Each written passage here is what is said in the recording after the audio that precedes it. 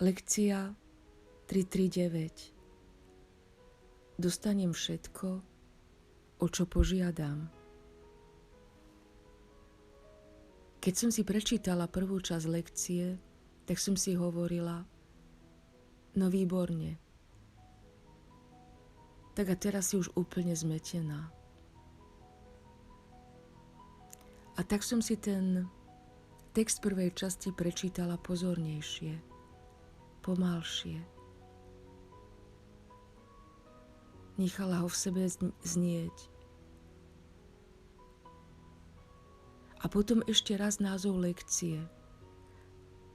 A začalo sa mi brieždiť.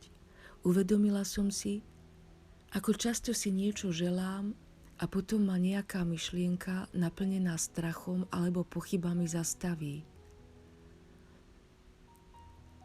Ako to bolo napríklad, keď som začala s meditáciami. Keď som sa dostávala do stavu mimo tela, tak sa zrazu objavila myšlienka, len aby si nejak neuletela a nezanechalo to v tebe nejaké následky.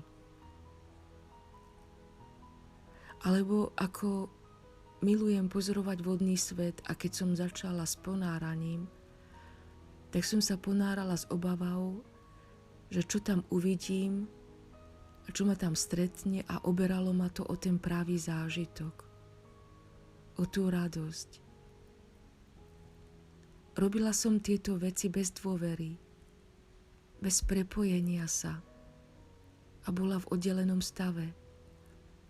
A tak potom aj vyzerá výsledok, akoby začatý a nevyjadrený naplno.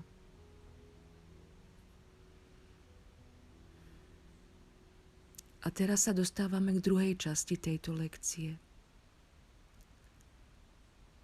Vždy máme v sebe voľbu robiť niečo sám z ega, nechať sa ním brzdiť, nechať sa brzdiť myšlienkami, strachom a nedostatkom, ktorými sa nám prihovára a nevšimnúť si, ako bláznivo a ochudobnene sa ním nechávame unášať. Alebo sme v jednote s Bohom a necháme sa viesť a robíme veci s láskou a s dôverou v dobrý koniec. A tak si zažívame prítomný okamžik bez myšlienok z minulosti a obáv z budúcnosti.